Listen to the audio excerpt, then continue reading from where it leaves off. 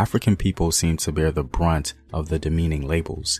But to sum up this video, dome dwellings are a very effective and brilliant way of living on Africa's geographical landscape, and it served the needs of the people in full.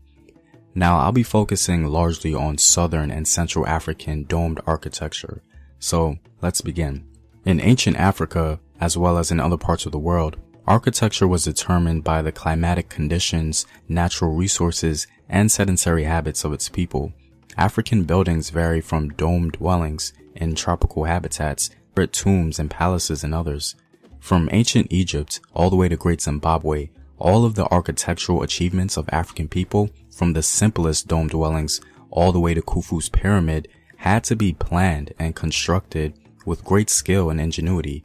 Houses in Upper Saharan Africa, or south of the Sahara, are the most common architectural construction, and their configurations and designs date back thousands of years. Most of these homes in the Upper Sahara are circular, a shape that offers a number of advantages to the people of the area. To begin with, the area of a circle provides more than 25% more floor space than a square with the same perimeter, and more than 43% more space than any rectangle with that perimeter. Beyond this, circular houses require significantly fewer materials than square or rectangle ones. Circular houses also have greater resistance to the forces of changing winds. In addition, they generally are easier to make. This was a very important factor for nomadic African peoples, who had to abandon their homes every few months, and for agricultural Africans who moved frequently because of land rotation. A notable circular house design is that of the traditional Mbuti home, which dates back thousands of years. To build their homes, these people of the Northeast Congo region first drive saplings into the ground. Next, they bend the tops together overhead, securing them with smaller twining saplings. This forms a dome-shaped structure that is covered with large heart-shaped leaves that overlap to form a waterproof enclosure. Dead branches are placed on top to hold the leaves flat. Once the leaves settle into place, even the hardest rains generally cannot penetrate an Mbuti house.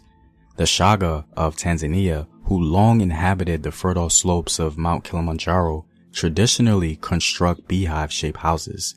Interestingly, the critical dimension used in the construction of these homes is the height of the tallest man known by the builder. The diameter of the house always is 2 to 3 times the length of that man's arm span, from the fingertips of one hand to the fingertips of the other. The circumference of the house is marked off by tying a hoe to the end of a rope and attaching the other end to a peg located at the center of the planned dwelling. As the builder walks around the peg, he draws a circle with the hoe. A number of architectural peoples use cylindrical walls for their homes, topping them with cone-shaped thatch roofs. The walls intersect the roof to form a circle. The major distinction between this cylindrical cone design and the dome and beehive designs of the Mbuti is the material used to construct the walls. In the dome and beehive houses, the walls are made of the same material as the roof, usually saplings covered with leaves or grasses. In contrast, the walls of the cylinder cone dwelling are usually made with mud, clay, or some other material that is plentiful in the area. Now, exactly how each group of people create these cylindrical walls and what they do to decorate them varies. The Kikuyu of present-day Kenya, for example, traditionally form the walls with a network of wattling that is fastened to posts and then daubed with clay. Mud is used whenever clay is not abundant. In contrast, the Hehe people of Tanzania construct a large, oblong structure with many large rooms. The walls are 10 inches thick and have a flat thatch roof daubed with earth. This type of construction keeps the structures remarkably cool in even the hottest weather. Another approach is taken by the Maasai, who since ancient times have constructed houses resembling covered wagons. The structure traditionally is covered with a mixture of mud and cow dung. Once the sun has thoroughly dried the walls, the house is clean and sanitary. Fishermen in the Lake Kyoga area also use local materials from their homes, which they construct with a thatch made of papyrus stems. The finished homes resemble inverted baskets and can be moved from place to place by canoe.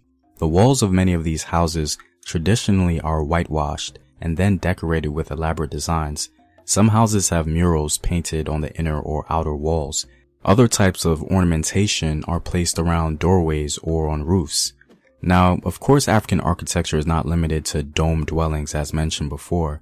Africans had a number of reasons for their various construction types. Functionality and practicality seem to be the driving forces of said construction types. In general, mud acts as an excellent cooling agent, and the use of it in construction in Africa's tropical temperatures make perfect sense. I can only imagine how ancient Africans observed the elephant's use of mud to cool itself down in the hot sun and borrowing that idea for their architectural style. It simply takes less effort and manpower, and it just gets the job done. I can also imagine that once ancient Africans perfected this method, they were then able to move on to using their diverse architectural styles for religious purposes and also for the purposes to indicate elite status. Perhaps the most recognizable traditional architectural style used for grandeur and status were the stone building traditions at Great Zimbabwe. The site possessed dome dwellings along with stone architecture for the elite. This monumental architectural achievement gave a vivid impression of the splendor of Mwene Mutapa, or the Mutapa Empire, one of the wealthiest kingdoms of southern Africa. Built more than 1,000 years ago, it too represents a major triumph of African architecture and construction. While I'm all out, guys, I'm hoping that I was able to introduce a new perspective on the ingenuity of traditional dome dwellings in Africa, because its invention and purpose in Africa is often dragged through the mud. No pun intended. Anyway, if you like these videos and want to help out in its continued production, consider supporting the home team on patreon.com. The link is in the description box below. Know thyself. Remember your ancestors. Peace.